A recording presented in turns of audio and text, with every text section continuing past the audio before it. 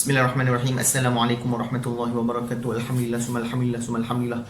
Jadi hari ni kita jumpa lagi. Aku nak cakap pasal satu isu yang sebenarnya benda ni dah lama dah.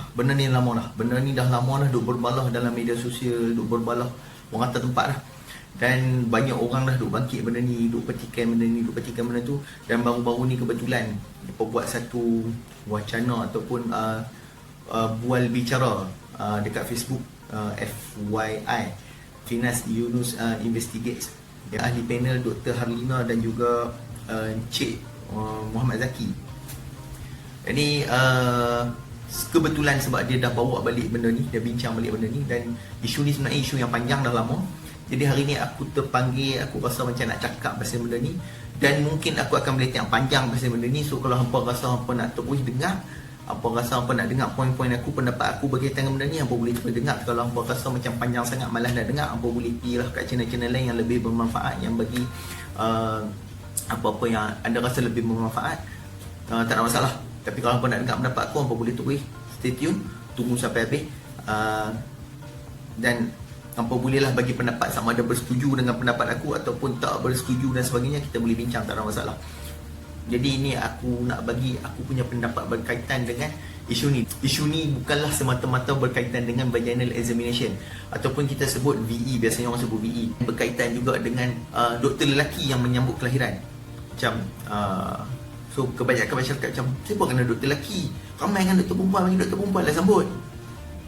Jadi aku yakin sebenarnya kalau boleh kita semua kita mengharapkan satu situasi yang ideal. Situasi yang ideal ni macam mana? Kita mengharapkan kat Malaysia ni ataupun kat dunia ni ada pusat-pusat apa? Pusat-pusat bersalin yang banyak, yang mana kat pusat bersalin tu staff-staff dia semua perempuan, doktor dia perempuan, staff nurse dia perempuan, semualah, semua staff dalam tu semua perempuan, yang mana semua staff kat situ semuanya terlatih, semuanya mampu melaksanakan tanggungjawab atau mampu buat kerja sebagai doktor, sebagai staff tu semua dengan terbaik.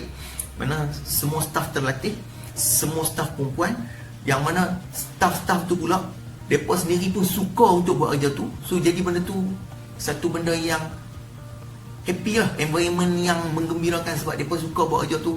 Walaupun busy macam mana pun, tapi benda yang dapat buat benda yang suka. Dan kat fasiliti ataupun pusat-pusat bersalin tu dilengkapi dengan teknologi yang canggih, dilengkapi dengan fasiliti ataupun kelengkapan yang lengkap. Tak perlu pada prosedur-prosedur yang banyak. Mungkin just macam scan masuk lalu ataupun apa-apalah yang teknologi yang akhirnya kita boleh diagnose keadaan dia, kita boleh tengok keadaan dia. Jadi ibu ni nak bersalin dah bukaan berapa dan sebagainya, tanpa apa perlu buat prosedur-prosedur tertentu, dan akhirnya dia boleh bersalin dengan mudah dan disambut dengan mudah dan sebagainya. Jadi itu keadaan ideal yang semua orang nak macam tu. Tapi realitinya bukan macam tu. Okey. Tapi tak bermakna kita tak boleh berangan-angan ataupun kita tidak boleh bercita-cita untuk capai kepada ideal. Walaupun akhirnya tak sampai sesempurna macam aku sebut tadi, at least kita sampai ke satu tahap yang lebih baik. Okey, itu satu perkara. Cakap dulu pasal apa ideal yang semua orang nak. So dalam bab ibu bersalin ni kita mengharapkan yang macam tu. Okey, yang kedua berkaitan dengan ibu bersalin. Akhirnya kenapa yang menyambut tu doktor lelaki? Aku sebagai pengamal perubatan, aku dekat departmen UNG ataupun departmen perbidanan ni, sakit puan, sambut ibu bersalin apa semua ni, tak lama mana. Sebab aku hanya masuk ketika mana aku sebagai doktor pelatih, iaitu 4 bulan. So aku 4 bulan attach ataupun 4 bulan kena posting dekat departmen tu. 4 bulan je lah aku duduk dalam departmen ONG ni. Lepas pada tu aku dah tak pernah masuk dah. Jadi aku mengakui sepanjang aku dekat departmen tu memang aku kena buat semua prosedur-prosedur tu. Sebab apa? Sebab tu jadi tanggungjawab aku. Dia ada dua sebab utama. Mau tak mau, aku doktor lelaki, aku terpaksa merawat ataupun terpaksa memeriksa pesakit ibu mengandung yang nak bersalin, seorang perempuan, dan membuat prosedur-prosedur yang diperlukan. Walaupun aku lelaki dan pesakit itu perempuan. Atas sebab mungkin banyak sebab, tapi aku klasifikasikan kepada dua di pendapat aku. Yang pertama sekali, tanggungjawab aku sebagai seorang doktor kepada seorang pesakit.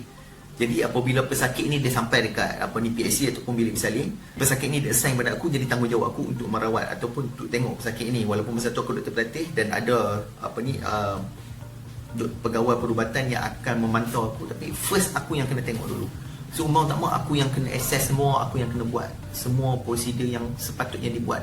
Bukan semua prosedur, maksudnya apa yang perlu dibuat berdasarkan keadaan pesakit tersebut. So aku ada tanggungjawab aku sebagai seorang doktor, mau tak mau aku kena rawat dia. Kita tak boleh nak anggap kata saya tak bagi doktor perempuan.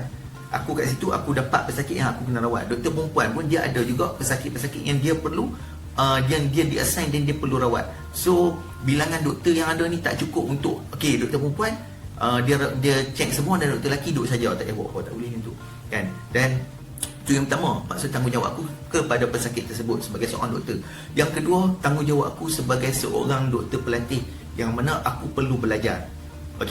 Lepas daripada aku habis housemanship sebagai doktor pelatih 2 tahun, aku boleh dicampak ke mana-mana.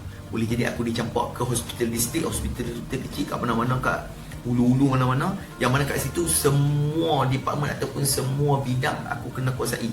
Yang mana kalau kata ada ibu bersalin, tiba-tiba orang kampung ataupun aku pernah campak kat mana-mana, orang datang, hari tu aku bertugas dan aku yang kena sambut. Aku tak boleh macam, hari ni doktor perempuan tak ada, so tak boleh bersalin. Esok doktor perempuan, esok baru main bersalin. Aku tak boleh macam tu. So mau tak mau sebagai panjang aku 4 bulan kat situ, tanggungjawab aku sebagai doktor pelatih, aku perlu menguasai semua yang perlu aku kuasai, yang mana bila aku keluar, aku dicampak kat mana-mana, aku boleh buat apa yang perlu aku buat dengan selamat. Kerana aku mampu untuk menyambut kelahiran, aku mampu untuk buat segala prosedur dengan betul dan aku tahu untuk menilai. Macam contohnya bukaan sekian-sekian, ni bukaan dah berapa, dan sebab setiap tu bila bukaan sekian-sekian dia ada apa manajemen dia, tu berkaitan dengan VE tadi tu. Dan kita tak pernah ada saja-saja nak seluk, suka-suka ni tak ada. Sepatutnya, dan doktor kami dilatih untuk profesional dalam tugasan kami. Kami kena amanah dalam tugasan kami. Setiap apa yang kami buat, setiap prosedur yang kami buat pun memang akan ada orang lain, bukan berdua semata-mata. Ada orang lain yang akan tengok dan ada orang lain yang akan menemani, memastikan tak ada benda-benda yang bukan-bukan. Dan kalau ada yang tiba-tiba jadi benda bukan-bukan, tu bukan masalah dengan doktor, dia masalah dengan individu. Masalah dengan individu ni, dia doktor lelaki ke, dia doktor perempuan ke, boleh jadi benda-benda yang bukan-bukan. Disebab apa? Masalah individu, masalah pemikiran kotak yang ada kat individu tersebut. Dia tak ada masalah dengan profession doktor tu sendiri. Tak ada masalah doktor tu lelaki ke perempuan. Tu aku rasa pendapat aku berkaitan dengan aku sebagai pengamal perubatan. Tapi dalam certain situasi, dalam keadaan seperti itu, mungkin aku dah menguasai apa yang patut aku kuasai. Lepas 2 bulan ke, aku dah agak mahir sedikit, dan aku hanya perlu touch-up supaya aku lebih menguasai. Dan dalam keadaan yang aku ada doktor lain, doktor perempuan yang kerja sekali dengan aku, dan dia pun tak busy, tak sibuk, tak ada apa-apa pesakit lain yang dia perlu attend ataupun dia perlu rawat, memberikan apa-apa rawatan dan sebagainya, dan dia pun free, tak sibuk, dan situasi keadaan tertentu tu mungkin membolehkan aku meminta pertolongan untuk dia tolong buat prosedur dia, yang tolong sambut, bersalin sebagainya, dan semua tu bergantung kepada situasi dan boleh dipertimbangkan berdasarkan situasi. Dan aku tak boleh kata tak apa, kalau kata macam ni memang boleh minta confirm dapat, tak. Dia bergantung pada situasi. Itu yang pertama berkaitan dengan aku sebagai pengamal perubatan. Kawan-kawan aku sendiri dalam sebagai pengamal perubatan, doktor-doktor yang duk marah juga kat masyarakat, meskipun yang pun ni tak mau nak faham juga. Kami bukan saja-saja nak seluk, kami bukan saja-saja nak sambut, tapi ada sebab. Dan begitu juga masyarakat mempertahankan kenapa nak kena doktor lelaki, kenapa tak doktor perempuan. Sebab dalam keadaan tertentu aku memahami kedua-dua pihak tak salah sebenarnya dalam isu ni, tapi kedua-dua pihak tak cuba memahami keadaan pihak yang selainnya.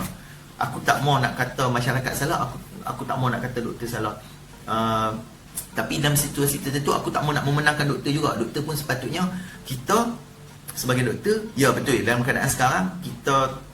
keadaan sekarang mau tak mau masyarakat perlu terima dalam keadaan tertentu dan dalam banyak keadaan. Bila mana kita yang bertugas tu doktor lelaki, kalau nak bersalin, terpaksalah dia menerima bahawa doktor lelaki yang akan menyambut doktor lelaki yang akan buat segala prosedur-prosedur.